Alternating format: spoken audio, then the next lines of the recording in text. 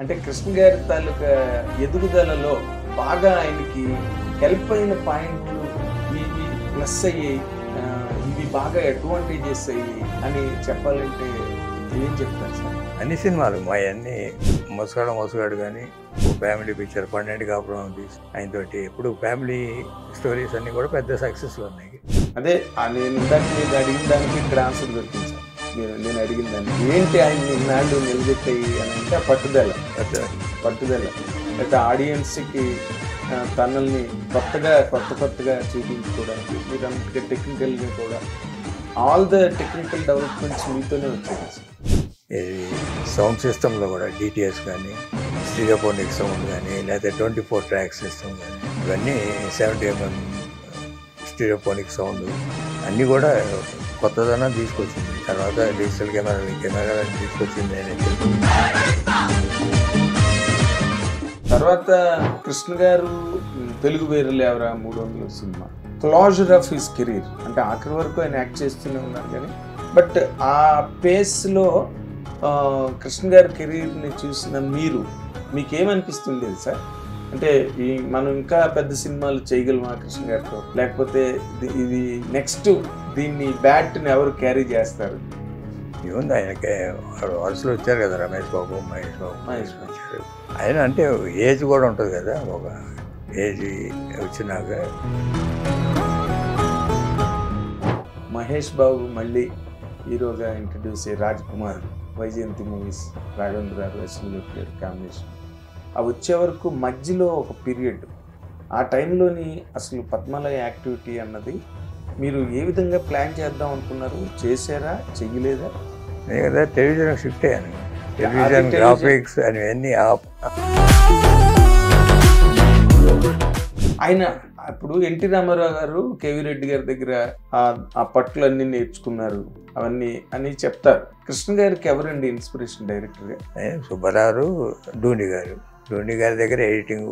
సుబ్బారావు కూడా ఎడిటర్ ఆయన కూడా.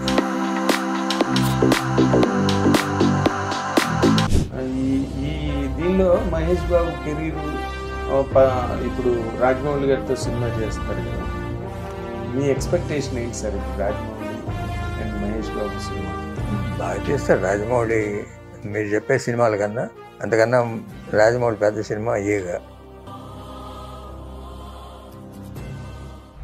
తర్వాత మొన్న రేవంత్ రెడ్డి గారు చాలా సీరియస్గా టికెట్ రేట్లు గట్ట పెంచడానికి, నా హయాంలో ఎట్టి పరిస్థితుల్లోనే కుదరదు, ఇంకా టికెట్ రేట్లు పెంచడానికి లేదని బాగా ఇచ్చింది. కరెక్ట్ ఇవో కాదు, it is a part of the Telangana government. వాళ్ళు చేసిన తప్పుకి ఇవన్నీ కాన్సిక్వెన్సెస్ వస్తాయి. రేట్ పెంచుకోవడం అంటే 100 రూపీస్ ఉన్న టికెట్ 150, 175, 2 లేకపోతే మ్యాక్సిమం 200 చేసుకోవాలి. అంతేగాని వ్యాస్ట్గా పెంచడం కరెక్ట్ కాదు. It has given wrong signals. Hit TV అభిమాన ప్రేక్షకులకు స్వాగతం. నేను మీ Nagendra Kumar. Welcome to my special program my special touch.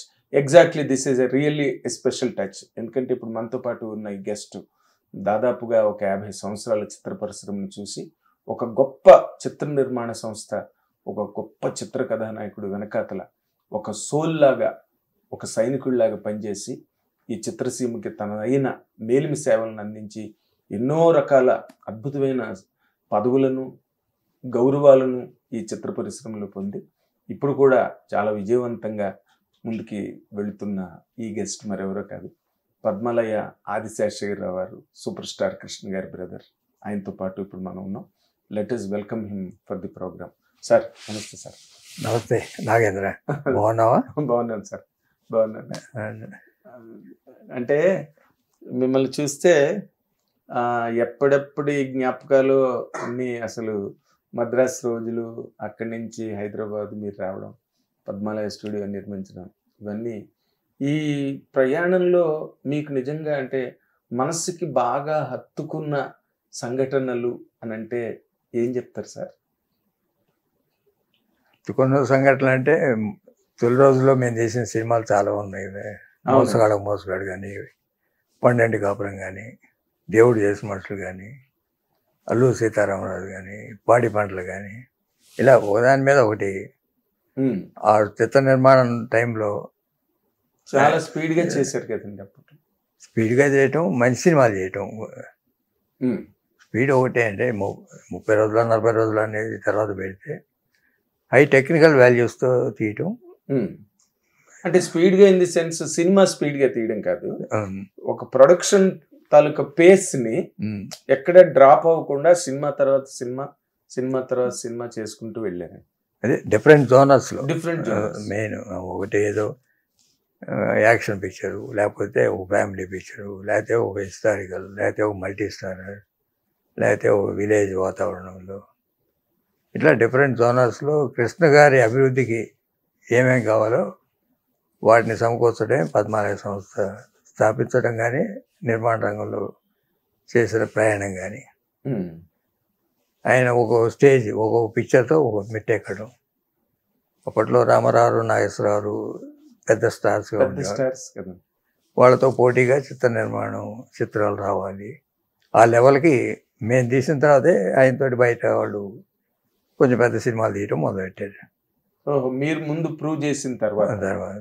Okay, అంటే ఆయనకి తొలి రోజుల్లో అంటే ఏడాదికి 18 సినిమాలు 20 సినిమాలు చేసిన రోజులు కూడా ఉన్నాయి కదా. ఉన్నాయి అని ఆయన ఫస్ట్ పిక్చరే కలర్ సినిమా, ఆదు సుబ్బారావు డైరెక్షన్, మనుషులు. అట్లానే డూండి గారు అప్పటికే పెద్ద నిర్మాత. అవునండి. గూఢచారి 116 తీశారు. దాంతో స్టార్డమ్ వచ్చింది. స్టార్డమ్ వచ్చినా అందరూ చిన్న పిక్చర్లు బ్లాక్ అండ్ వైట్లో తీసేవాళ్ళు, కానీ రామారావు నాగేశ్వరరావు లెవెల్లో తీసే చిత్రాలు తక్కువ ఉన్నాయి అప్పట్లో.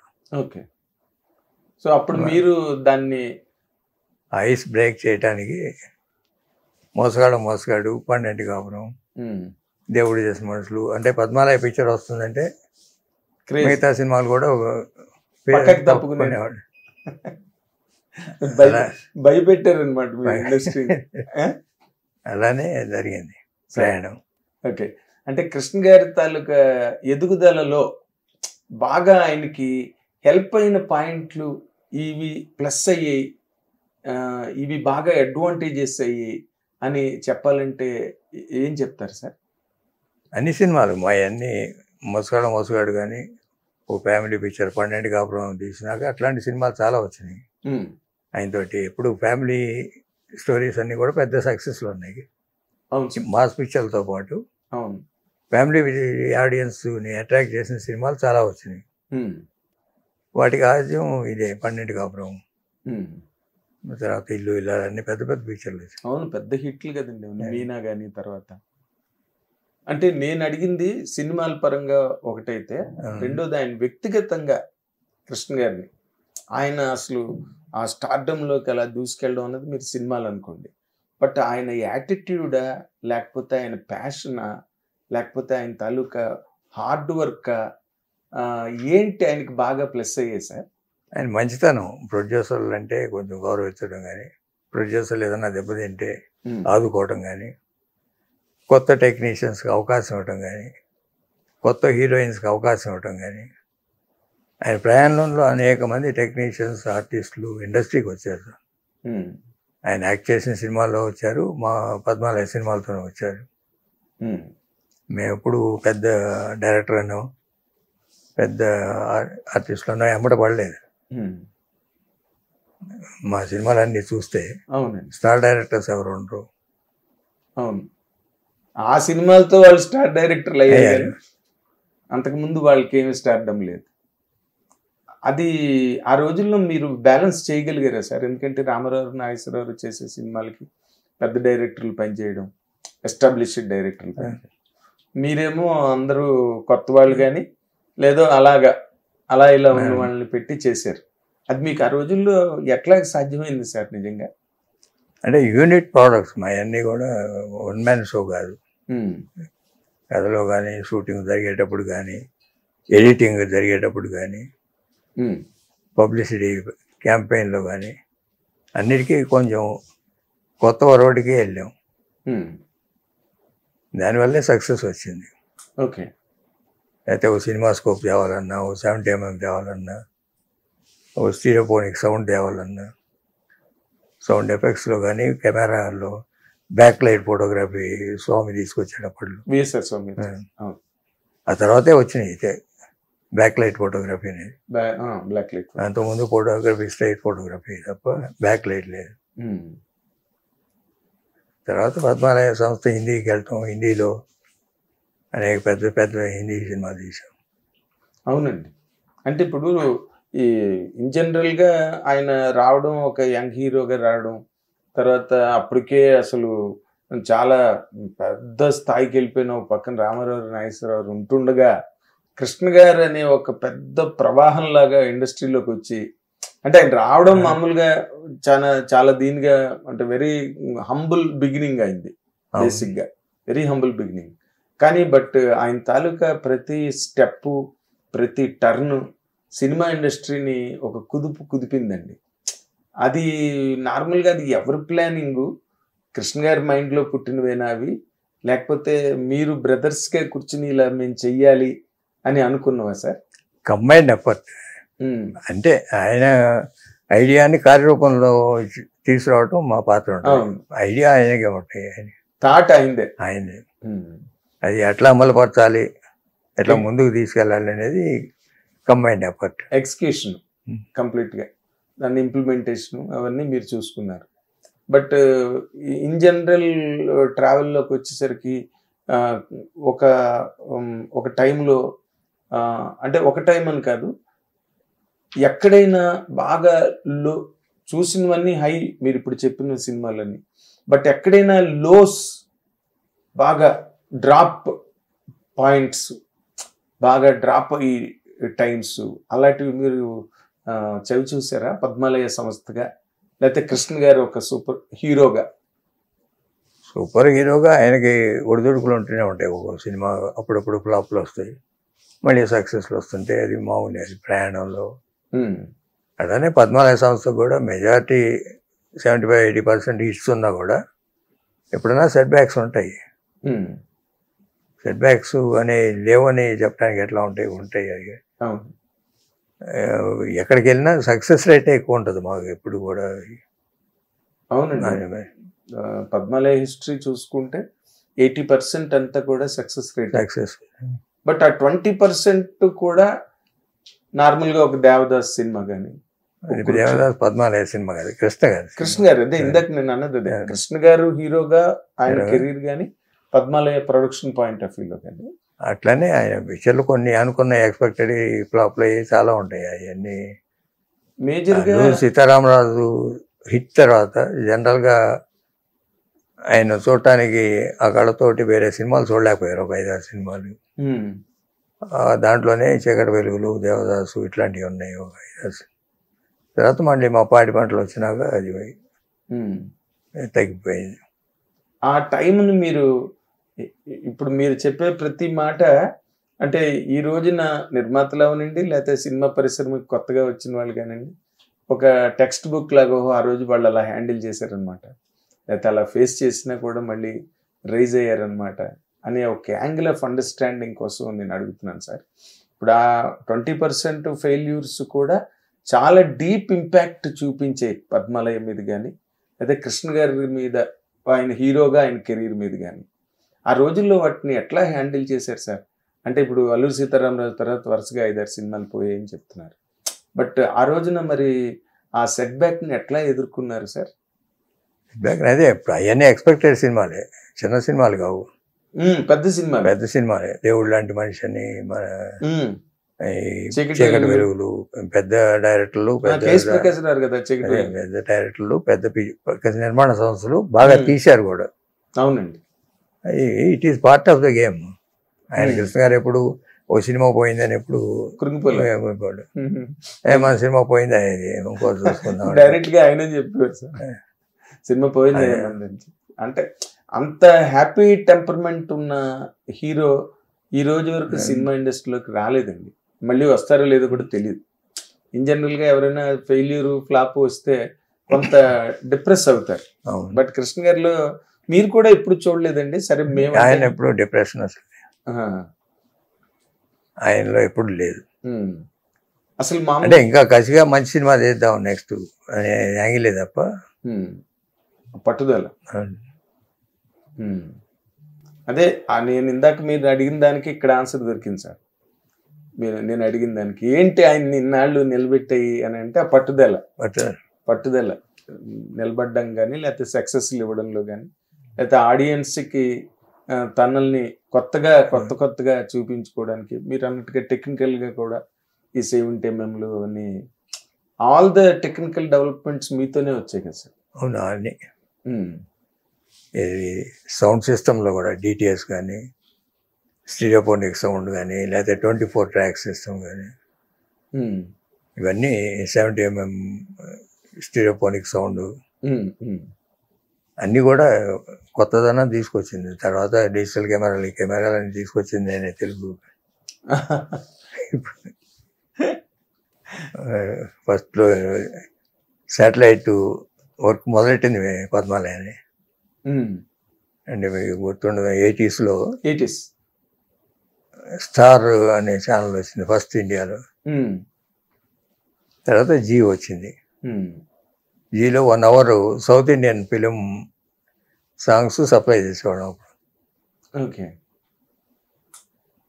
జీకి ఫస్ట్ తెలుగు పాటలు కలిసి 4 to 5 in the afternoon all 4 languages songs collect చేసి ఛానల్కి ఇచ్చేవాళ్ళు. జీలో Zee Hindi channel, Hindi. But south Telugu, Tamil, Malayalam, Kannada south block. But umatic type convert చేయడం కానీ సినిమాని యూమెటిక్. కానీ మీ టెక్నికల్గా ఈ రోజున తర్వాత దూరదర్శన్ 8 అని వచ్చింది. దూరదర్శన్ 8 DD 8. అవును సార్. అది ఫస్ట్ తెలుగు శాటిలైట్ ఛానల్. దాంట్లో 2 hours ప్రోగ్రామింగ్ తీసుకున్నాం. ఈ న్యూస్ వాచ్ అని, హలో హైదరాబాద్ అని, పుణ్యక్షేత్రాలని, ఇప్పుడు మీరు చేసే ఛానల్స్లో చేసే ప్రోగ్రామింగ్ అంతా ఆ ప్రోగ్రామింగ్ మీరు మొదలెట్టి 2 years రామచంద్రమూర్తి వీళ్ళంతా చేసేవాడు. అవునండి, రామచంద్రమూర్తి. తర్వాత కృష్ణ గారు అదే తెలుగు వేరులు ఎవరా 300 సినిమా, ఇవన్నీ టువర్డ్స్ అంటే క్లోజర్ ఆఫ్ హిస్ కెరీర్. అంటే ఆఖరి వరకు ఆయన యాక్ట్ చేస్తూనే ఉన్నారు కానీ బట్ ఆ భారీ ఎత్తు చిత్రాలు కానీ లేకపోతే కృష్ణ గారు ఒక నెంబర్ 1 సినిమా వచ్చిన కృష్ణారెడ్డి గారి డైరెక్షన్లో, లేకపోతే అమ్మ దొంగ, మంచి మంచి సినిమాలు వచ్చినాయి. బట్ ఆ పేస్లో కృష్ణ గారి కెరీర్ని చూసిన మీకేమనిపిస్తుండేది సార్? అంటే మనం ఇంకా పెద్ద సినిమాలు చేయగలమా కృష్ణ గారితో, లేకపోతే ఇది నెక్స్ట్ దీన్ని బ్యాట్ని ఎవరు క్యారీ చేస్తారు అని అన్నప్పుడు మీకేమనిపిస్తుండే సార్? ఏముంది, ఆయనకి వరుసలు వచ్చారు కదా, రమేష్ బాబు, మహేష్ బాబు వచ్చారు. ఆయన అంటే ఏజ్ కూడా ఉంటుంది కదా, ఒక ఏజ్ వచ్చినాక ఇప్పుడు మా సింహాసనం, మా 3 కొడుకులు, కొడుకు దిద్దరు కాకుండా ఈనాడు అని, మా ప్రజారాజ్యం అని చాలా సక్సెస్లు ఉన్నాయి తర్వాత కూడా. అవన్నీ అయిన తర్వాత హిందీకి ఎక్కువ కాన్సన్ట్రేషన్ హిందీలో చేసాం. హిందీ ఒక 30 pictures చేశాను హిందీ. 30 సినిమాలు చేశాను. అన్ని చాలా జూబ్లీస్ ఉన్నాయి వాటిల్లో. అవును. ఇప్పటికీ బాంబేలో పద్మాలకే పేరు ఉంది సౌత్ కంపెనీలో. ఇంకో పేరు తెలియదండి వాళ్ళకి రియల్లీ. ఇప్పటికీ హోటల్స్ లో కూడా పద్మాలయ పేరు చెప్తే ఇమ్మీడియట్ గా రూమ్ ఇచ్చేవారండి సార్. అట్లా అది డిఫరెంట్ షేడ్.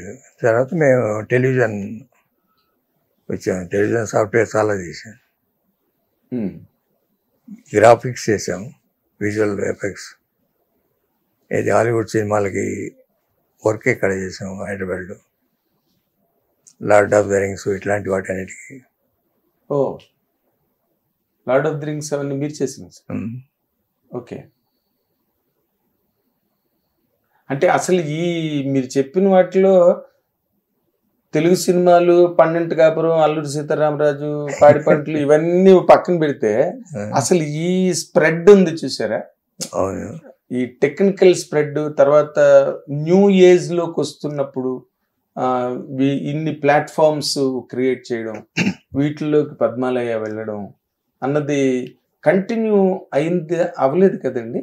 ఎక్కడో మధ్యలో బ్రేక్ వచ్చింది. కంటిన్యూ అవ్వలేదు. కంటిన్యూ నేను 10-15 yearsగా యాక్టివ్ లేను. ఎందుకు లేరు సార్? స్ట్రైట్ కృష్ణ గారు యాక్టింగ్ తగ్గిస్తారు. సో మరి తక్కిమ హీరోలతో ఇప్పుడు ఈ రోజున ఫర్ ఎగ్జాంపుల్ తీసుకుంటే అల్లు అరవింద్ గారు వాళ్ళ బ్యానర్ గీతాట్స్ వాళ్ళకో హీరో ఉన్న తక్కిమ హీరోలతో సినిమాలు చేస్తూ వచ్చారు. అండ్ అందరూ దాదాపుగా. కానీ మీరు ఎందుకు ఆ పాయింట్ ఆ బ్లాక్ని ఎందుకు సార్ వదిలేశారు? పద్మాలయ తెలుసుకుంటే ఏ హీరోతోనైనా సినిమా చేయొచ్చు. అంటే పద్మాలయ ఒక కృష్ణ గారికి మాత్రమే, దానికోసమే పెట్టింది సంస్థ, కృష్ణ గారి కోసం, కృష్ణ గారి కెరియర్ కోసం. బట్ దాన్ని బిజినెస్ పరంగా చూడలేదు. హిందీ బిజినెస్ పరంగా చేసాము, లేకపోతే టెలిఫిలిమ్స్ ఇవన్నీ చేసాము.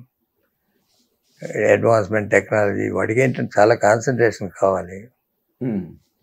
ఈ మ్యానిపులేషన్స్ వీటన్నిటికీ ఆర్టిస్టు టెంపర్మెంట్ కూడా మారిపోయిందండి. మారిపోయిందంటే ఆర్టిస్ట్, డైరెక్టర్, ప్రొడ్యూసర్కి వాల్యూ లేకుండా పోయింది. ఇవాళ ప్రొడ్యూసరు ఫిలిం ప్రొడక్షన్లో ఇన్వాల్వ్ అయ్యే ప్రొడ్యూసర్లు చాలా తక్కువ. అవునండి. ఏదో ఒక కాంబినేషన్, ఒక డైరెక్టర్, ఒక హీరో, వాళ్ళకి కావాల్సిన డబ్బు ఇవ్వటం, కాంబినేషన్ సెట్ చేయడం అంతే, దానికి కావాల్సిన క్యాష్ డౌన్. దాంట్లో ప్లెజర్ లేదు. Film making pleasure, film making pleasure, passion ఉండాలి. ప్యాషన్ ఉండాలి. మన స్టోరీ సెలెక్షన్ కానీ లేకపోతే ఎగ్జిక్యూషన్ కానీ, మనం ఎక్కడ తీస్తున్నాం, ఏం సెటిల్ వేస్తున్నాం, కాంబినేషన్ ఏంటి, ఆర్టిస్టులు ఎవడు, టెక్నీషియన్స్ ఎవడు, ఇవన్నీ ప్రొడ్యూసర్లకు తెలియదు. వాడు డైరెక్టర్ ఏది చెప్తే అదే, ప్రొడ్యూసర్కి డైరెక్ట్ ఇన్వాల్వ్మెంట్. సో అదే కారణానికి మీరు అప్పుడు ఇంకొకరితో ఎవరితో ప్లాన్ చేయడానికి కానీ ఇష్టపడలేదు. సినిమా మేకింగ్ అనేది ఒక ప్యాషన్. ఆ ప్లెజర్ లేకపోతే సినిమా మేకింగ్ ఎందుకు? Correct correct. పైగా ఇప్పుడు ఎర్నింగ్ లాస్ అనేది ఏ వ్యాపారంలో అయినా ఉంటుంది. ఉంటాయండి. అసెట్స్ అండ్ లయబిలిటీస్ అన్ని చోట్ల, మామూలు జనరల్ లైఫ్లోనే ఉంటాయి అసెట్స్ అండ్ లయబిలిటీస్. పైగా అంత పెద్ద ఎస్టాబ్లిష్మెంట్ పద్మాలయ అంటే ఇన్ జనరల్గా మీరు అన్నట్టుగా ఆ టైంలో అంటే కృష్ణ గారు ఆల్మోస్ట్ అయింది, ఆ కెరీర్ ఒక స్టాండ్ స్టిల్కి వస్తుంది. మహేష్ బాబు మళ్ళీ హీరోగా ఇంట్రడ్యూస్ అయ్యి, రాజ్ కుమార్, వైజయంతి మూవీస్, రాఘవేంద్ర గారు, అశ్విని దత్ గారు కాంబినేషన్, అవి వచ్చే వరకు మధ్యలో ఒక period, Mahesh Babu first picture వచ్చే వరకు, ఆ టైంలోని అసలు పద్మాలయ యాక్టివిటీ అన్నది మీరు ఏ విధంగా ప్లాన్ చేద్దాం అనుకున్నారు? చేశారా, చెయ్యలేదా? కదా టెలివిజన్ షిఫ్ట్ అయ్యాను. టెలివిజన్ గ్రాఫిక్స్ అవన్నీ ఆ పీరియడ్. మహేష్ బాబు ఎస్టాబ్లిష్ అయిపోయి పెద్ద హీరో అయిపోయినాక ఇక ఆ కంపెనీ రన్ అవుతుంటుంది, చేస్తున్నాను, నేను ఇన్వాల్వ్ అవ్వాలి. Okay okay. ఇప్పటికీ హిందీలో సీరియల్స్ అవి చేస్తూనే ఉంటాను. అవునా? ఓకే. అది రన్ అవుతూనే హిందీలో. ఓ, ఇది న్యూస్ అండి. అంటే ఇప్పుడు అదే కృష్ణ గారు ఆయన మంచి యాక్టివ్గా ఉన్నప్పుడు బోల్డ్ టెక్నాలజీ తెచ్చారు. ఆయన కెరీర్ ఆగిన తర్వాత కూడా మళ్ళీ ఆయన కారణంగానే కొత్త టెక్నాలజీ వచ్చింది. మొత్తానికి ఏదైనా కృష్ణ గారు అన్నది ఒక ఏదో అవతార పురుషుడిలాగా ఆయన he has a reason to be born, అవన్నీ ఫుల్ఫిల్ చేశారు ఇండస్ట్రీకి. ఆయన పోయిన తర్వాత అంటే అన్నాళ్ళు ఆయనతో మీరు సోల్ లాగా, ఇందాక నా ఇంట్రడక్షన్లో చెప్పినట్టుగా మీరు కానీ హనుమంతరావు కానీ ఇద్దరు ఫర్ దట్ మ్యాటర్ కథలు సెలెక్ట్ చేయడంలో కానీ ప్రతి దాంట్లోనే మీరు ఎంతో యాక్టివ్, మోస్ట్ ప్యాషనేట్ పార్టిసిపేషన్ మీది సినిమా మేకింగ్లో. అలాంటిది అన్నాళ్ళు ఆయనతో ఒక బ్రదర్గానే కాకుండా ఒక సెన్సేషనల్ హీరోతో మీరు ట్రావెల్ అయ్యారు. ఒకసారి ఆయన లేకపోవడం అన్న ఆ గ్యాప్ని అసలు మీరు ఎట్లా హ్యాండిల్ చేశారు? అదే 2 yearsగా నేనేమి పని చేయట్లేదు కదా, జస్ట్ మూవింగ్ అరౌండ్. మళ్ళీ టైం అదేలేండి అదే నేను పర్సనల్గా ఎందుకంటే ఆ రోజులు కృష్ణ గారు ఇండస్ట్రీకి రావడం, తర్వాత మీరు వెనకాతలే మళ్ళీ మీరు కూడా రావడం, ఈ ప్రయాణం ఆ జ్ఞాపకాలు తలుచుకున్నప్పుడు మీకు ఏమనిపిస్తుంది sir? It is not an easy journey, fantastic చాలా సింటిలేటింగ్ జర్నీ అది కదా. అంటే ఇప్పుడు మహేష్ బాబు నిజంగా హీరో, ఇంత పెద్ద హీరో అవుతాడని ఎక్స్పెక్ట్ చేశారు సార్ మీరు? చైల్డ్ ఆర్టిస్ట్ అప్పుడే. అవునా? అవునులేండి. ఆ ఓం నమ శివాయ పాట ఉంది కదా, కొడుకు దిద్దరు కాపురం. అది విజయవాడలో 2 సార్లు 3 సార్లు రిపీట్ చేశారు థియేటర్స్ లో. నాకు ఇప్పటికీ బాగా గుర్తు. ఐ వాజ్ ఇన్ విజయవాడ ఆ సినిమా రిలీజ్ టైంకి మేము వెళ్ళాం. విజయవాడ వెళ్ళినప్పుడు ఆడియన్స్ కోరిక మేరకి అదే ఏ జోనర్ అయినా బాగా చేస్తాడు. Comedy, sentiment, action. ఇంకిప్పుడు చెప్పడానికి ఏముందిలేండి, ఇప్పుడు మొత్తం అసలు అప్పుడే కొడుకు దిద్ద కాపురం మీరు చెప్పినవన్నీ ఉంటాయి. అవును అవునండి అవును. పైగా అది కృష్ణ గారి దర్శకత్వం మళ్ళీ అండి. మీరు ఆయన హీరోగా గొప్ప, డైరెక్టర్ గా గొప్ప అంటే ఏం చెప్తారు సార్ కృష్ణ గారిని? రెండునా? ఆయన ఇప్పుడు ఎన్టీ రామారావు గారు కేవీ రెడ్డి గారి దగ్గర ఆ పట్టులన్నీ నేర్చుకున్నారు అవన్నీ అని చెప్తారు. కృష్ణ గారికి ఎవరండి ఇన్స్పిరేషన్ డైరెక్టర్గా? సుబ్బారావు, ధోని గారు ఇద్దరు.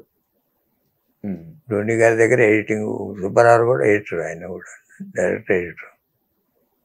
ధోని గారి దగ్గర కెమెరా టెక్నిక్స్ ఇవన్నీ కూడా కొంచెం అప్పటికి అడ్వాన్స్ టెక్నిక్స్లో ఉండే. వీరాభిమన్యు కానీ ఇట్లాంటి సినిమాలు ఆయన చేశాడు. అవునండి. అక్కడి నుంచి ఆ సంస్థ నుంచి నేర్చుకున్నాయి అన్నీ. ఆదిత్య సుబ్బారావు, ధోని గారు.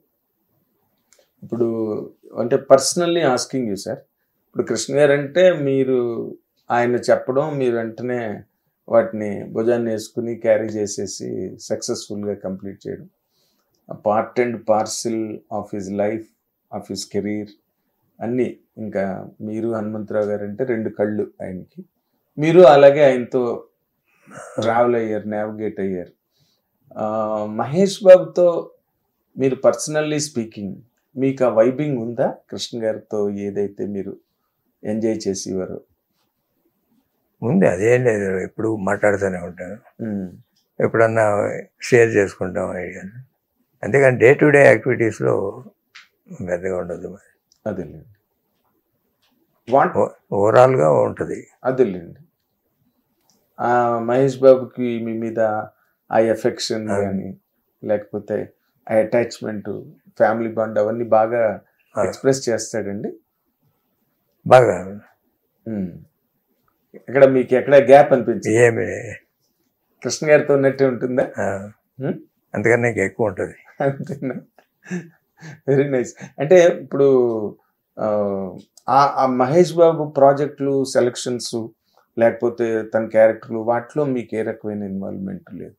ఉండదు. ఫైనాన్షియల్ ఇన్వాల్వ్మెంట్ లేదు. ఫైనాన్షియల్ కాదు, ప్రాజెక్ట్ సెలక్షన్ సెలెక్ట్. మీరు బెస్ట్ కృష్ణ గారిలో నుండే ఒక బెస్ట్ క్వాలిటీ మహేష్ బాబులో ఉంది అని చెప్పాలంటే ఏం చెప్తారు సార్? మంచి మనిషి, ఎప్పుడు ఇంకోళ్ళకి సహాయం చేసి మనిషి, దాంట్లో ఏమైనా కాదు. కాకపోతే ఏంటంటే ఇది ఒక నెంబర్ ఆఫ్ పిక్చర్లు చేయటం అనేది కృష్ణ గారు ఆయన డే అండ్ నైట్ వర్క్ చేసేవాళ్ళు. ఇతను వర్క్ చేస్తాడు కానీ డిఫరెంట్ జోనర్, సినిమా లేకపోతే ఫ్యామిలీ లేకపోతే ఏదైనా యాడ్స్ లేకపోతే ఆ స్టోరీ సెలక్షను, సిట్టింగు, డిస్కషన్స్. ఇది ఒకటి అంత డిస్కషన్స్ ఉండేవి బాబు. ఒకసారి ఒక ప్రాజెక్ట్ ఒప్పుకున్నాక డైరెక్టర్, ప్రొడ్యూసర్ ఏం చెప్తే అది చేసేయటం వెళ్ళిపోవడం. మహేష్ బాబు, కృష్ణ గారు. ఇప్పుడు వీళ్ళు ఇప్పుడు ఉన్న జనరేషన్ ఏంటంటే వాళ్ళకి అన్నిట్లో పర్ఫెక్షన్ రావాలి అనే దాని మీద వర్క్ చేస్తుంటారు. ఓకే. ఇప్పుడు నార్మల్గా కృష్ణ గారి కెరీర్ని కనుక మీరు ఒక్కసారి రీక్యాపిట్యులేట్ వెనకాతలకి తిరిగి చూసుకుంటే, ఇలా చేస్తుంటే బాగుండేది, లేకపోతే ఇక్కడ ఈ పొరపాటు జరిగింది, ఈ విధంగా మనం చేస్తుంటే ఇంకా బాగుండేది అని అనిపించిన చిన్న చిన్న పాయింట్లు ఏమైనా మీకు ఉన్నాయా సార్ మనసులో? లేకపోతే నెవర్ హ్యాడ్ ఎనీ? ఏమి లేవు. జనరల్గా ఆయన ఏంటంటే హీరోగా మనకి అంటే ఏజ్ సహకరించకపోవడం కానీ స్టార్డమ్ తగ్గిందని కానీ ఫీల్ అయినప్పుడు ప్యారల్ రోజు చేద్దామని డెసిషన్ తీసుకొని వారసుడు లాంటి సినిమా చేశాడు. అవును. అవి కంటిన్యూ చేస్తుంటే బాగుండేది. ఫ్యాన్స్లో they could not able to digest. ఆయనకున్న ఇప్పుడు తెలుగులో ఏదో రామారావుకి ఉంది ఆ ఫాలోయింగ్, తర్వాత కృష్ణ గారికి ఉంది, తర్వాత చిరంజీవి గారికి ఉంది. అందుకే మిగతా వాళ్ళందరికీ ఆ సినిమాకి వరకే ఆ ఫ్యాన్స్. రామారావుకి ఒక ఫ్యాన్గా తయారైన తర్వాత వాళ్ళు లైఫ్ లాంగ్ వాళ్ళు జనరేషన్స్ అంతేగాని మారరు. నందమూరి ఫ్యాన్స్ అని ఇప్పటికీ వాళ్ళే. అట్లానే కృష్ణ గారికి, అట్లానే చిరంజీవి గారికి, వీళ్ళ ముగ్గురికే ఉంది తప్ప మిగతా వాళ్ళందరికీ సినిమా బట్టి ఆ సినిమా చూడడం, ఆ ప్రాజెక్ట్ వరకే ఫ్యాన్స్, ప్రాజెక్ట్ ఫ్యాన్స్ అంతే. మీరు ఎప్పుడైనా చూసుకోండి, వీళ్ళకున్న ఫ్యాన్స్ ఒకసారి కృష్ణ గారి ఫ్యాన్ అయితే మారడం వాడు. అవునండి. ఆయన సినిమాలు చేస్తున్నా చేయకపోయినా లేకపోతే ఉన్నా లేకపోయినా అలానే ఉంటారు. అవును సార్, అవును. ఆయన బర్త్డేస్ కానీ ఇంకోటి కానీ still they celebrate with all the jubilation. Mahesh బాబుకి వాళ్ళందరూ మహేష్ బాబుకి వస్తారు, టర్న్ అయ్యారు. వీళ్ళు కాక మహేష్ బాబుకి అడిషనల్గా ఉంటారు. సినిమా బేస్డ్ ఫ్యాన్స్ వాళ్ళు ఉండేది. ఆ ప్రాజెక్టు రేపు రాజమౌళి గారు ప్రాజెక్ట్ చేస్తున్నారు, దానికి డిఫరెంట్ ఉంటారు. ఈ ఫ్యాన్స్కి తోడు వాళ్ళు ఎక్స్ట్రా ఉంటారు. ఎగ్జాక్ట్లీ. అయ్యి ఆ సినిమా వరకే వాళ్ళు, బట్ వీళ్ళు లైఫ్ లాంగ్ ఉంటారు. అవును, బాగా చెప్పారు ఆ తేడా మీరు. దాంట్లో ఉండే డిఫరెన్స్ ఏంటన్నది బాగా చెప్పారు మీరు. ప్రాజెక్ట్ బట్టి కానీ వీళ్ళకి ఆ ఫ్యాన్ బేస్ అన్నది పర్మనెంట్. అదే ఒక ఎన్టీ రామారావు సినిమా సక్సెస్ ఫెయిల్యూర్తో సంబంధం లేదు, మనిషి ఉన్నారా లేదా అని సంబంధం లేదు. Great sir, really great. అంటే ఇప్పుడు ఎలాగైతే ఎన్టీ రామారావు, నాగేశ్వరరావు బాగా స్టార్డమ్లో ఉన్న రోజుల్లో కృష్ణ గారు వచ్చి యువతల ఇండస్ట్రీని కానీ అవతల ట్రేడ్ని కానీ చాలా ఇన్ఫ్లుయెన్స్ చేశారు. ఆయన వైపుకి తిప్పుకున్నారు ఇండస్ట్రీని, ట్రేడ్ని, ఆడియన్స్ని కూడా. అలాగే చిరంజీవి గారు వచ్చినప్పుడు ఆ సెట్ ఆఫ్ హీరోలు ఇన్ఫ్లుయెన్స్ అయింది ఎలాగా? మీ అబ్జర్వేషన్ ఏంటి సార్? అతనే హార్డ్ వర్క్, అతనితో క్రియేట్ చేసుకున్నాడు, పిక్చర్ ద్వారా ఫ్యాన్స్ సంపాదించుకున్నాడు. He has created his own base, separate base వచ్చింది ఆయనకు ఒక్కడికే. రామారావు, కృష్ణ గారి తర్వాత ఆయనకే వచ్చింది. ఓకే, అంటే మీరు కళ్ళెదురుగుండా యాక్టివ్గా ఇండస్ట్రీలో మీరు 2 రోజుల్లోనే ఆయన రేజ్ స్టార్ట్ అయింది. ఖైదీ అవన్నీ పెద్ద హిట్లు అవడం. చిరంజీవి గారు వాళ్ళ సన్ కానీ లేకపోతే బ్రదర్ కానీ వాళ్ళంతా వచ్చేది ఆయన ఫ్యాన్సే తప్ప వాళ్ళ ఓన్ ఫ్యాన్స్ ఆ సినిమా వరకు ఉంటారు. అంతేగాని ఎంటైర్ ఫ్యాన్ బేస్ ఆయనకు ఉన్నట్టు ఉండదు. ఈ దీనిలో మహేష్ బాబు కెరీరు ఇప్పుడు రాజమౌళి గారితో సినిమా చేస్తున్నారు కదా, ఆయన చేసిన సినిమాలన్నీ మీకు తెలిసినవే. ప్రభాస్ బాహుబలితో ఎక్కడ ఆల్ ఇండియా రేంజ్కి వెళ్ళిపోయారు, తర్వాత జూనియర్ ఎన్టీఆర్, ఇప్పుడు రామ్ చరణ్ వాళ్ళు ఎక్కడ ఆస్కార్ వరకు వెళ్ళిపోయారు. మీ ఎక్స్పెక్టేషన్ ఏంటి సార్ ఇప్పుడు రాజమౌళి అండ్ మహేష్ బాబు సినిమా? బాగా చేస్తారు రాజమౌళి. మీరు చెప్పే సినిమాల కన్నా అంతకన్నా రాజమౌళి పెద్ద సినిమా ఈగ. ఇదేనా? ఈగ అనే సినిమా అంటే నాకు ఎవరు ఒక క్యారెక్టర్ క్రియేట్ చేసుకొని సినిమా తీసి బాగా సక్సెస్ చేశాడు. అది ప్రతిభ. ఏదో మిగతా వాటికి ఉంటాయి, కమర్షియల్ సక్సెస్లు ఎప్పుడు ఉంటాయి కమర్షియల్ డైరెక్టర్కి. అది కూడా కొత్తదనం తీసుకొచ్చి తీసిన దాంట్లోనే పేరు వస్తుంది ఎక్కువ. అవునండి, హీరో బేస్ కాకుండా, హీరో మీద డిపెండెన్స్ కాకుండా ఒక ఈగతో సినిమా చేయడం అనేది really it speaks of his brilliance as a director. కరెక్టే. అంటే మహేష్ బాబుది కూడా 3 ఏళ్ళు పడుతుంది అని జోకులు వేసుకుంటున్నారు వాళ్ళే హీరోలు మన స్టేజ్ మీద కూడా. ఇప్పుడు మహేష్ బాబుతో పెద్ద సినిమా తీస్తాడు, దాంట్లో అంటే మీరు ఇంకొక ఇంపార్టెంట్ టాపిక్ సార్, ఇప్పుడు హీరో కృష్ణ గారు రెగ్యులర్గా సినిమాలు చేయడం, సినిమా తర్వాత సినిమా, సినిమా తర్వాత సినిమా, ఒక సినిమా రిలీజ్ అవుతుంటేనే ఇంకో సినిమా ఓపెనింగ్, పూజా కార్యక్రమాలు అన్నట్టుగా ఇండస్ట్రీలో ఎంప్లాయ్మెంట్ కానీ లేకపోతే డైరెక్టర్స్, స్క్రిప్ట్ రైటర్స్ అందరూ ఎప్పుడు ఎంగేజ్డ్గా ఉండడం, అందరూ బిజీగా ఉండడం అన్నది మీరు చూశారు, మీరు చేశారు కూడా. ఇప్పుడు మహేష్ బాబు ట్రెండ్ కూడా ఎట్లా ఉందంటే ఒక సినిమాకి చాలా ఎక్కువ గ్యాప్ ఉంటున్నది, అండ్ ఒక సినిమా చేయడానికి కూడా ఎక్కువ టైం పడుతున్నది. అది కృష్ణ గారి స్కూల్ కాదు, అది కాదు, స్కూల్ కాదు, ఆయన స్కూల్ కాదు. మీరు అన్నట్టుగా ఒక సినిమా ఫ్లాప్ అయినా హిట్ అయినా వెంటనే స్టార్ట్ అయ్యేది సినిమా. అయ్యో, వారం వారం రిలీజ్ అయిన సినిమాలు చాలా ఉన్నాయి. మరి నెలకు 4 వారాలు ఉంటే 4 వారాలు 4 సినిమాలు వచ్చాయి. లేకపోతే ఒకే రోజు 2 సినిమాలు వచ్చినాయి, 3-4 ఉన్నాయి. అవునా? ఓకే. ఒకే రోజు ఆయన యాక్షన్ సినిమాలు 3-4 సార్లు రిలీజ్ అయినాయి. అబ్బా, మహేష్ బాబు అది అడాప్ట్ చేసుకుంటున్నట్టుగా లేదు అంటే ఇప్పుడు ప్రెసెంట్ ట్రెండ్స్ అట్లా ఉన్నాయంటారా? వాళ్ళు ఏంటంటే టైం స్పెండింగ్, మంచి సినిమా తీయాలి అంటే పర్ఫెక్షన్. మంచి సినిమా అంటే పర్ఫెక్షన్, బాగా ఇన్వాల్వ్ అవ్వాలి, మంచి సినిమా చేయాలి, పెద్ద సినిమా చేయాలి, పెద్ద సక్సెస్ అవ్వాలి. Should not compromise anywhere. ఆ గ్యాప్ ఫిలప్ ఏంటంటే అతనికి అడ్వర్టైజ్మెంట్స్ వస్తుంటాయి. అడ్వర్టైజ్మెంట్స్ వచ్చినప్పుడు జనం గ్యాప్ ఫీల్ అవుతారు, ఎప్పుడు ఏదో ఒకటి చూస్తూనే ఉంటారు.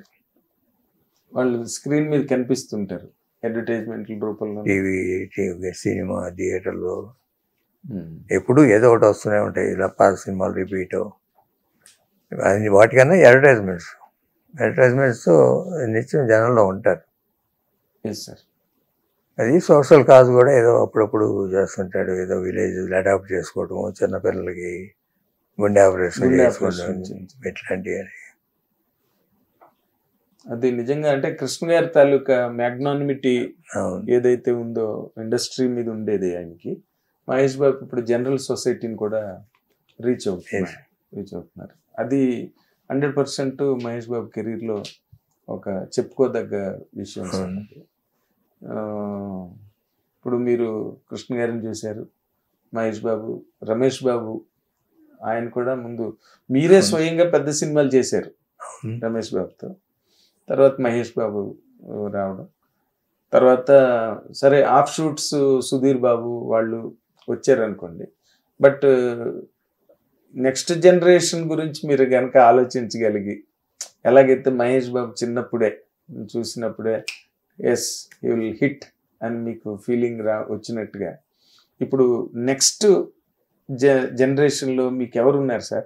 పద్మాలయ నుంచి వచ్చే ఒక రైజ్ అయ్యే టైడ్. రమేష్ బాబు కొడుకు జయకృష్ణ బాగా వెల్ ట్రైన్డ్. అవునా? ఓకే. ఈ సంవత్సరం సినిమా మొదలవుద్ది. ఈ సంవత్సరం. Good sir. ఓకే. సో అబ్బాయికి కూడా మీరు గొప్ప కెరీర్ని ఎక్స్పెక్ట్ చేస్తున్నారా సార్? డెఫినెట్గా. Is well trained. న్యూయార్క్లో ఫిల్మ్ ఇన్స్టిట్యూట్లో చేశాడు. మామూలుగా ఫైట్స్ కానీ, డ్యాన్సెస్ కానీ, యాక్టింగ్ పెర్ఫార్మెన్స్ చాలా హై వోల్టేజ్లో ఉన్నాడు. అవునా? We are expecting bright career.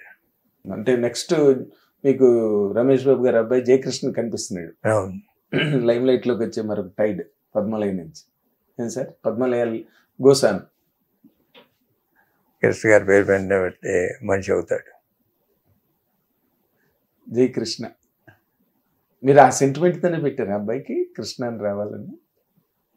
Father Ramesh Babu పెట్టుకున్నాడు. అంటే ఫాదర్ పేరు పెట్టుకుంటారు కదా నార్మల్గా, అట్లాగా. అంటే ఇప్పుడు జయకృష్ణ అనే అబ్బాయి ఇంకా ఈ ఏడాది ఇంట్రడ్యూస్ అవుతాడని చెప్తున్నారు. మహేష్ బాబు డాటర్ సితార్ ఉంది కదా, అమ్మాయి కూడా చాలా యాక్టివ్గా ఉంటుందండి.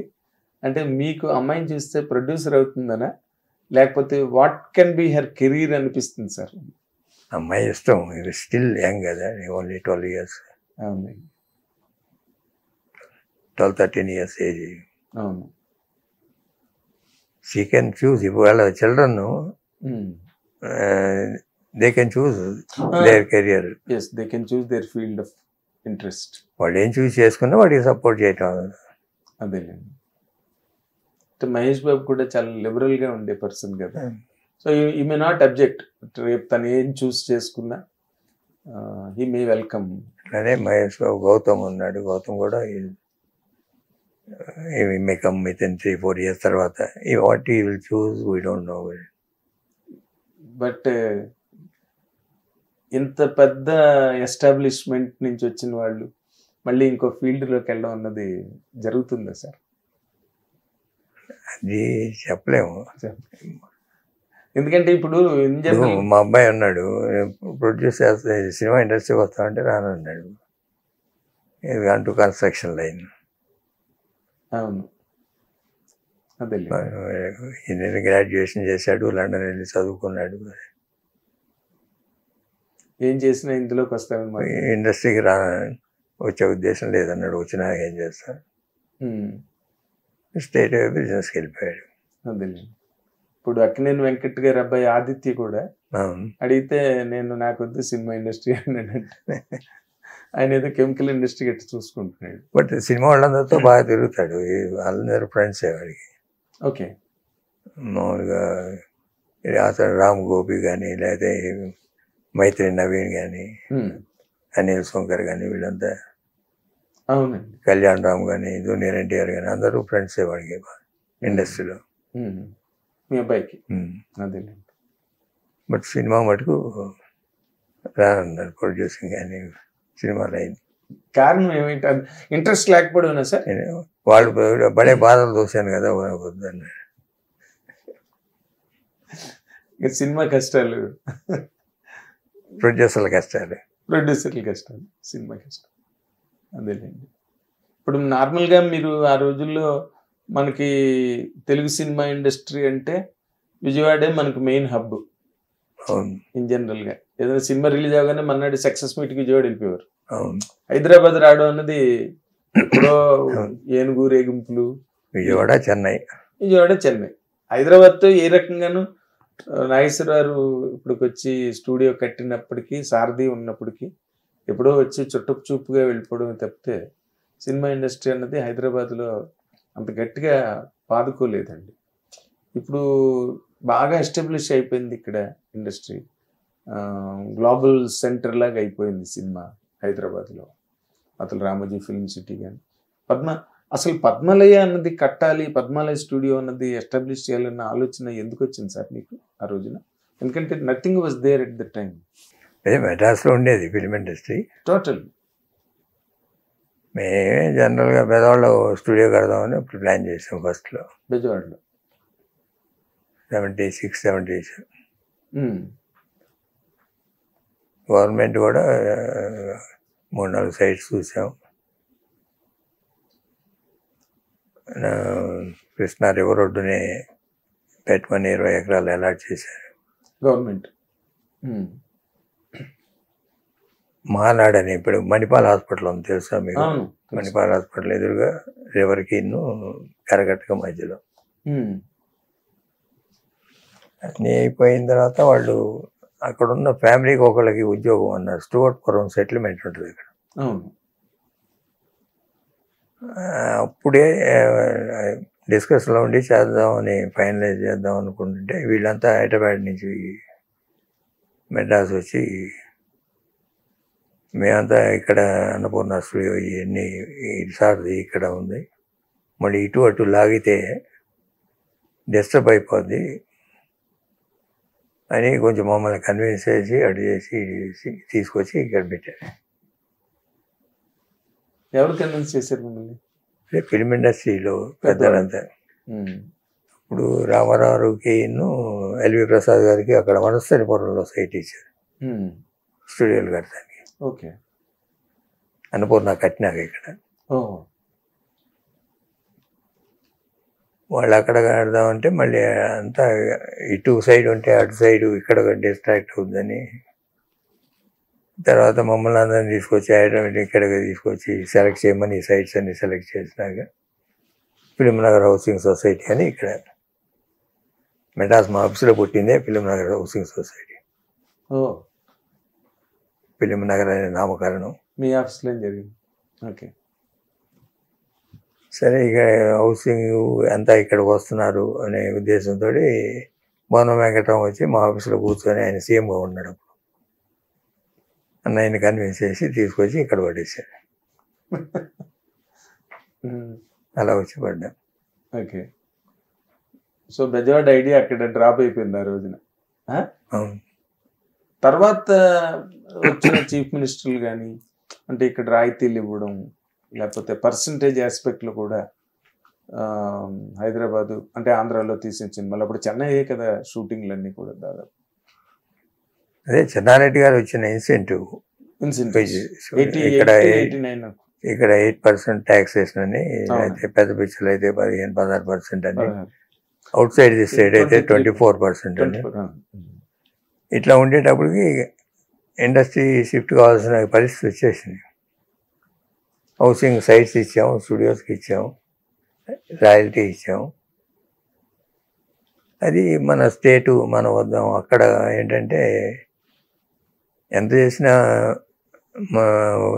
జనరల్గా ఒక పోలీస్ స్టేషన్కి వెళ్ళినా, ఒక ఎంఆర్ఓ ఆఫీస్కి వెళ్ళినా మనం పెద్ద గౌరవించరు అక్కడ చెన్నైలో. ఇక్కడ అట్లా ఉండదు. ఆ డిఫరెన్స్ కనిపించింది. ఇక్కడ ఓన్ చేసుకున్నాడు, మన స్టేట్కి మనం రావాలి అని ఒక ఉద్యమం లాగా వచ్చి ఇక్కడ డెవలప్ చేయడం జరిగింది. మీరు అడిగిన క్వశ్చన్ ఇప్పుడు విజయవాడ అన్నారు. అదే విజయవాడ, నేను అదే అడగబోతున్నా. ఇప్పుడు చంద్రబాబు నాయుడు గారు కూడా మొన్న మీడియాతో చిట్ చాట్ చేస్తూ అమరావతికి సినిమా ఇండస్ట్రీ రావాల్సిన అవసరం ఎంతైనా ఉంది, మొదటంతా కూడా విజయవాడే ప్రధానంగా ఉండేది, బట్ హైదరాబాద్లో క్యాపిటల్ కాబట్టి అక్కడ డెవలప్ చేశారు తెలుగు సినిమా ఇండస్ట్రీని, అండ్ జనాభా కూడా హైదరాబాద్లో ఎక్కువ కాబట్టి ఇక్కడ రెవెన్యూస్ కానీ ఇక్కడ బిజినెస్, సినిమా బిజినెస్ కానీ చాలా ఫ్లరిషింగ్గా ఉంది. బట్ స్టిల్ ఈవెన్ దెన్ అమరావతిలో కూడా సినిమా ఇండస్ట్రీ డెవలప్ అవ్వాల్సిన అవసరం ఉంది అని ఆయన అన్నారు. ఉప ముఖ్యమంత్రి పవన్ కళ్యాణ్ గారు కూడా సేమ్ మాట అన్నారు. సార్, దాని మీద మీ కామెంట్ ఏంటండి? స్లోగా అవ్వచ్చు. అంటే ఇదివరకు హైదరాబాద్కి సెకండ్ బేస్గా వైజాగ్ అనుకున్నారు. అప్పుడు రామానాయుడు గారు వైజాగ్లో స్టూడియో కడతాం, కొంతమంది వైజాగ్లో కడదామని వీళ్ళు ప్రయత్నం చేయటం. బట్ అది అక్కడితో ఆగింది, కానీ ముందుకు వెళ్ళాం. ఇంకా ఇప్పుడు గవర్నమెంట్ ఫిల్మ్ ఇండస్ట్రీ కూర్చొని మరి డిస్కస్ చేసి ఏది అనుకూలమైంది 3-4 చోట్ల అంటే అవ్వదు. అది వైజాగ్ అంటే వైజాగ్ అవ్వదు, విజయవాడ అంటే విజయవాడ అవ్వదు. అది ఇండస్ట్రీలో ఇప్పుడు అనుకోవటమే కానీ ఇండస్ట్రీలో స్టూడియోలు కడదామన్న టెంపర్మెంట్ ఇప్పుడున్న వాళ్ళకు ఉంటుందని నేను అనుకోవట్లేదు. స్టూడియోలు కట్టడం అనేది ప్రాఫిటబుల్ కాదు. ఎవరన్నా అనుకుంటే కరెక్ట్ అభిప్రాయం కాదు. సొంత ప్రొడక్షన్ ఉన్నవాళ్ళు వాళ్ళకి అవసరాన్ని దృష్ట్యా పెట్టుకుంటమే కానీ స్టూడియో సొంతగా స్టూడియో కట్టడం అనేది ఈ రోజుల్లో అయ్యే పని కాదు.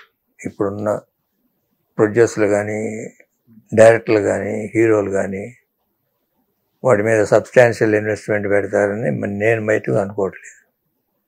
ఎవరు కూడా డెడ్ ఇన్వెస్ట్మెంట్ అవుతుందండి. ఇది ప్రభుత్వ పరంగానే పాలసీ చేసుకొని ఓ ఫిలిం సిటీ లాగా స్టూడియో కడితే వెళ్ళడానికి అవకాశం ఉంటుంది. గవర్నమెంట్ అది ఇప్పుడు రామోజీ ఫిలిం సిటీ లాగా, లేకపోతే బాంబేలో బాంబే ఫిలిం సిటీ కట్టినట్టు అలా గవర్నమెంట్ ఇనిషియేటివ్ మీద డిపెండ్ అవుతుంది సినిమా గ్రోత్ అని. గవర్నమెంట్ అన్నప్పుడు వాళ్ళ అభిప్రాయం, వాళ్ళు ఏ ఊళ్ళో డెవలప్ చేయాలని గవర్నమెంట్ పాలసీ డెసిషన్ తీసుకోవాలి. పాలసీ డెసిషన్ తీసుకోవాలన్నప్పుడు ఇండస్ట్రీలో ఉన్న పెద్దలతోటి డిస్కస్ చేసి వీళ్ళ అభిప్రాయం కూడా తీసుకొని వాళ్ళు ముందుకెళ్ళాలి.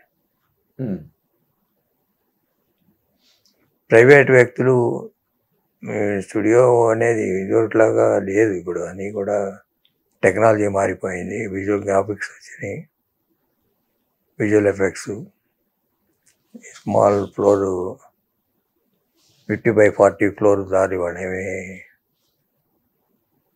100/20. ఫ్లోర్స్ అక్కర్లేదు. టెక్నాలజీ మారిపోయింది. అవును సార్. అందుకని గవర్నమెంట్ పరంగా వాళ్ళు ప్రొవిజన్ ఇచ్చేస్తే టెంపరీగా సెట్స్ అలాట్ చేసుకుంటారు. ఇప్పుడు హైదరాబాద్ ఉంది, మీరు ఎక్కడన్నా షూటింగ్లు కావాలంటే అన్నపూర్ణలోనో ఎక్కడెక్కడ రామానాయుడు స్టూడియోలోనో ఇక్కడ జరగట్లే. ఎక్కడో మోకిలా దగ్గర పొలాల్లో చిన్న షెడ్ వేసి తీస్తున్నారు, లేకపోతే శంషాబాద్ దగ్గర తీస్తున్నారు. అవును సార్. అంటే టెక్నాలజీ మారిపోయినాక దానికి అనుగుణంగా చేయాలి, ఆలోచించాలి. నువ్వు ఇందాక అడిగినట్టు నేను ఎప్పుడన్నా చేస్తే ఓ ఫిల్మ్ ఇన్స్టిట్యూట్ పెడదామని చూస్తున్నాను కృష్ణ గారి పేరు మీద. అక్కడ సార్? ఇక్కడ హైదరాబాద్లో పెడదాం అనుకున్నాను, విజయవాడలో కూడా పెడతాను. Acting to train people,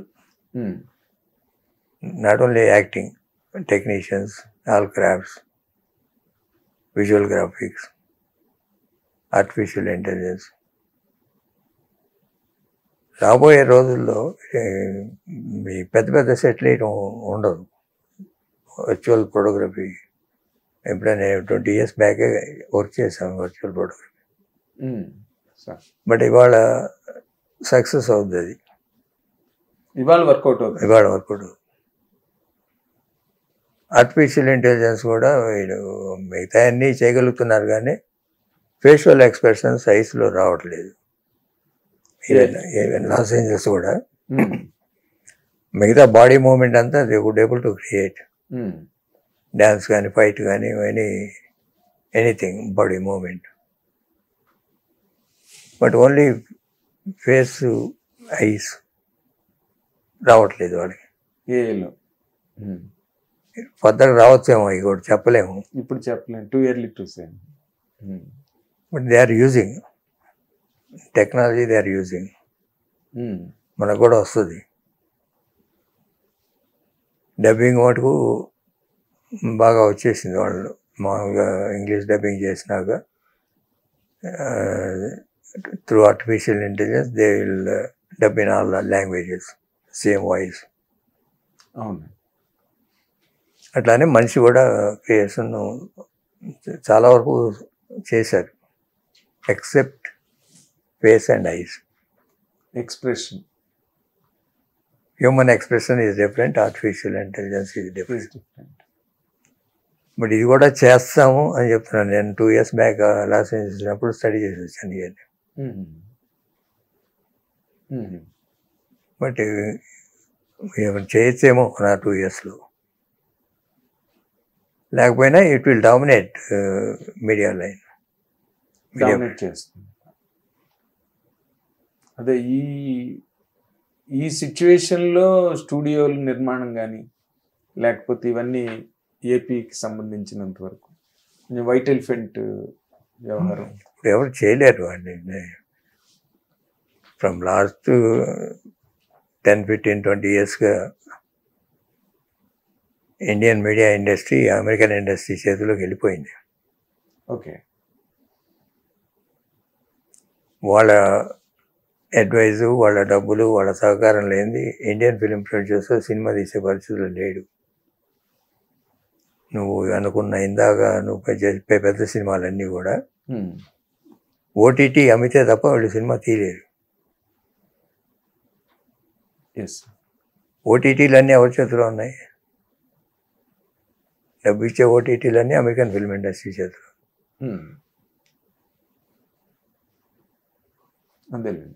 entertainment channels, satellite rights అమ్మాలంటే వాళ్ళ దగ్గర ఉండాలి.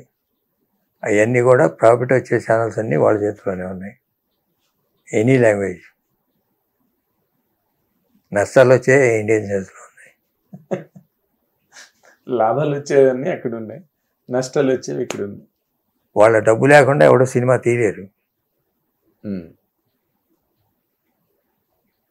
అంటే మరి పాన్ ఇండియా అంటున్నారు కదా సార్, ఏ సినిమా పాన్ ఇండియా సినిమా రిలీజ్ అయిన 2వ వారం 3వ వారం తర్వాత ఆ సినిమాకి ఆ ప్రొడ్యూసర్కి సంబంధం లేదు. మొత్తం సర్వ హక్కులు ఇచ్చేస్తున్నారు. Perpetual rights including copy rights.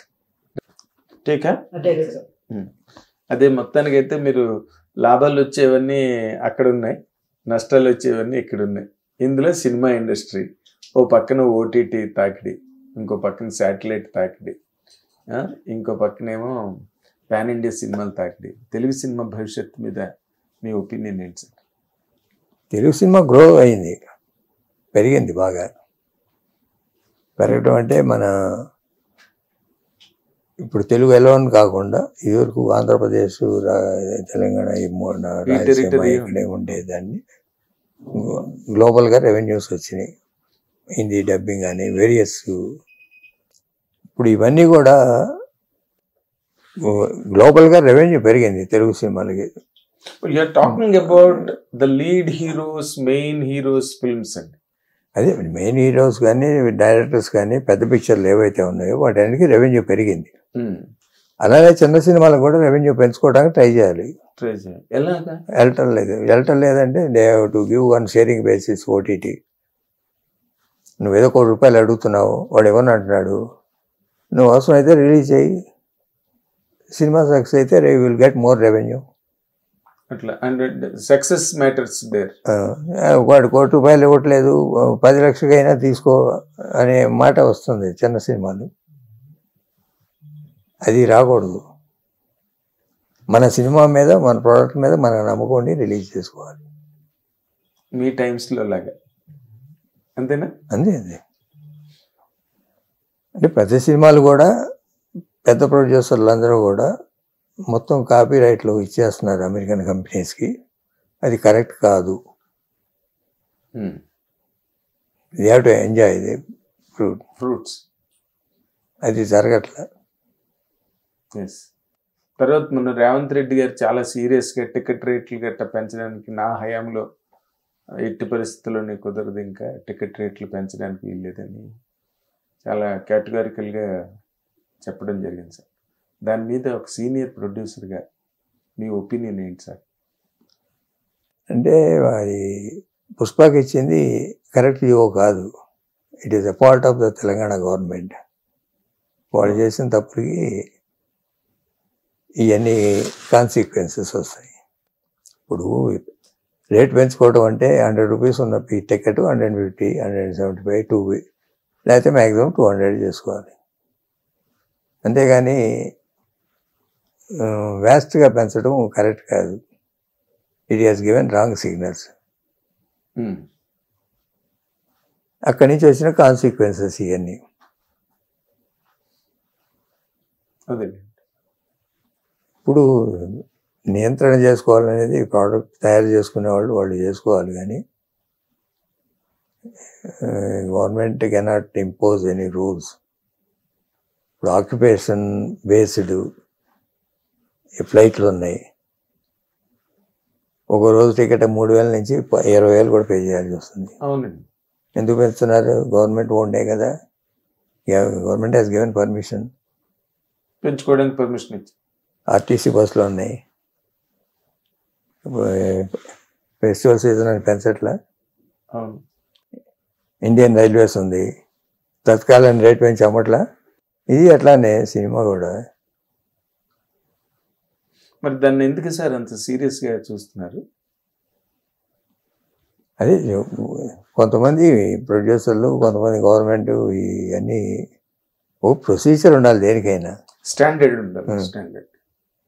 అంతేగాని బట్టి మారిపోకూడదు. ఒక సినిమాకి ఎక్కువ పెట్టడం, ఒక సినిమాకి ఇవ్వని అనటం అవన్నీ కరెక్ట్ కావు. స్టాండర్డ్గా ఫస్ట్ 2 వీక్స్ 50% పెంచుకోండి. ఇప్పుడు బ్లాక్ మార్కెట్కి వెళ్ళేదే కదా టికెట్లు ఎందుకు రేట్ పెంచుతున్నారు? డిమాండ్ ఉంటే పెంచుతారు. బ్లాక్ మార్కెట్కి వెళ్ళకూడదు అన్నప్పుడు ఎప్పుడైతే అఫీషియల్గా నువ్వు పెంచుతున్నావో గవర్నమెంట్కి రెవెన్యూ వస్తుంది.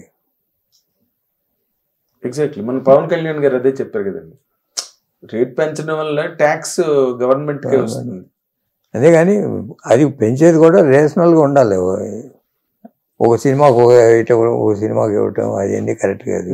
దానికి టాప్ ఎవరైనా 50% పెంచుకోండి, లేకపోతే పెంచుకోండి అనేది స్టాండర్డ్ ఉండాలి తప్ప సినిమాకి ఇవ్వటం, గవర్నమెంట్ చేతిలో ఉండటం కరెక్ట్ కాదు. అది ఇండస్ట్రీ తరఫున సరిగా రిప్రజెంట్ చేయట్లేదు. ఇండస్ట్రీ ఫాల్ట్ కూడా ఉంది. గవర్నమెంట్ కూడా ఉన్నాయి ఆ ఫాల్ట్. Yes sir. స్టాండర్డ్గా మామూలుగా ఇంత పర్సెంటేజ్ పెంచుకోండి ఫస్ట్ 2 weeks. అది ఒక స్టాండర్డ్ రూల్ ఉండాలి. ఎన్ని గవర్నమెంట్లు మారినా ఎవరికైనా అది స్టాండర్డ్ కామన్గా ఉండాలి. ఇలా పెరుగుద్ది అని ఆ బడ్జెట్ల ప్రకారమే సినిమా తీస్తారు. ఆ బడ్జెట్ల ప్రకారమే సినిమా కొనేవాడు కొంటాడు. అవునండి. అసలు ఇస్తారో ఎవరో గాల్లో దీపం పెట్టుకొని చేసుకోవడం కరెక్ట్ కాదు. అది ఇండస్ట్రీకి మంచిది కాదు, గవర్నమెంట్కి మంచిది కాదు. Yes sir. ఎస్. అంటే మీరు చాలా వ్యక్తిగతంగా చాలా సాఫ్ట్ పర్సన్ అండ్ వెరీ అంటే ఇంట్రోవర్ట్ లాగా కనిపించే అంత కూల్ కామ్ పర్సన్ మీరు. You are not an introvert. మాట్లాడేటప్పుడు దేన్న పంజెంట్గా మాట్లాడతారు. మొన్న అల్లు అర్జున్ ఇష్యూ జరిగిన దాంట్లో ఈజ్ ది ట్రయల్ ఫెయిర్ అండి? ఇప్పుడు అతను ఏం చేస్తాడు అక్కడ? ఎవరు? అల్లు అర్జున్ హీరోగా థియేటర్లోకి వెళ్ళి కూర్చున్నాడు. బయట ఒక వ్యక్తి చనిపోయింది దురదృష్టవశాత్తు. What with the hero is responsible for that sir? Particular పాయింట్లో ఏం జరిగిందో మనకు తెలియదు. అది డిఫరెంట్ వర్షన్స్ సోషల్ మీడియాలో వాటిలో చూడటమే కానీ. అవునండి. ఇది వాళ్ళు పర్మిషన్ అవ్వలేదని, పర్మిషన్ అవ్వకపోయినా వచ్చారని లాట్ ఆఫ్ కాంట్రవర్సీస్ ఉన్నాయి. వాటిల్లో I don't know exact what happened there. Exactly. So మీకు to close the interview, Padmalaya studio Mahesh బాబుతో సినిమా చేసి మళ్ళీ పద్మాలయ ప్రొడక్షన్ రివైవ్ చేసే అవకాశం ఏమైనా ఉందా సార్? ఎక్కడ కనిపించట్లేదా అసలు గ్లింప్సెస్? సినిమా తీద్దామని లేదు, ముందే చెప్పా కదా. నీకు ఉన్నది ఇప్పుడు ఏదైనా ఒప్పుకుంటే ఫిల్మ్ ఇన్స్టిట్యూట్ పెడతాను అంతే. Film institutes for advance technologies. Advanced technologies అంటే అన్ని టెక్నాలజీస్ని అడ్వాన్స్ చేసింది మీరే కాబట్టి యూఆర్ ఎలిజిబుల్. పీపుల్ బిలీవ్ క్రెడిబుల్గా ఉంటుంది మీరు చేస్తున్నారంటే. ఇక్కడ విజయవాడలో పెడదాం అనేది. Okay, thank you sir. Thank you very much. Thank you. Thank you Nagendra. Thank you sir.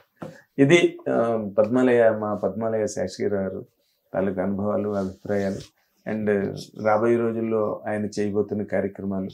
Everything is completely fair and neat and credible. వాళ్ళు ఏం చేసినా అందరూ నమ్మే పనులే చేస్తారు. వాళ్ళు చేసిన పనులన్నీ కూడా ప్రపంచం అంతా నమ్మింది. And this is what his opinion sir. Thank you watching hit TV app. ఇందులో short news, live news, entertainment shows, movies, digital magazines తో పాటు మీ జిల్లా వార్తలను కూడా ఫ్రీగా చూడొచ్చు. అంతేకాదు కేజీ నుంచి పీజీ వరకు విద్యార్థులకు స్కాలర్షిప్ కూడా అందిస్తున్నాం. ప్రతి వారం 10 మందికి లక్కీ డ్రా ద్వారా ఒక్కొక్కరికి 10,000 రూపాయలు అందిస్తున్నాం. ఇంకెందుకు ఆలస్యం? వెంటనే హిట్ టీవీ యాప్ ని డౌన్లోడ్ చేసుకుని ఫ్రీగా ఎంటర్టైన్మెంట్ పొందండి. Hit TV app. Hit TV app. Please download hit TV app. Hit TV app ని ఫ్రీగా డౌన్లోడ్ చేసుకుని ఎంజాయ్ చేయండి. మీకు నచ్చిన ఎంటర్టైన్మెంట్ కోసం హిట్ టీవీ యాప్ ని ఫ్రీగా డౌన్లోడ్ చేసుకుని ఎంజాయ్ చేయండి. హిట్ టీవీ యాప్ ని డౌన్లోడ్ చేసుకుని ఆస్వాదించండి, ఆశీర్వదించండి. ఇంతమంది సెలబ్రిటీలు హిట్ టీవీ యాప్ ని డౌన్లోడ్ చేసుకోండి అని చెప్తున్నారంటే ఎంత మంచి యాప్ ఆలోచించండి. అమెరికా అమెరికా అమెరికా అమెరికాలో చదవాలనుకునే వాళ్ళకి విశ్వసనీయమైన పేరు మన శౌర్య కన్సల్టెన్సీ. UK లో 1 year masters. UK లో 1 year masters. 2 years work permit up to 5 years visa. Contact Saurya Consultancy. Contact 89851 89851.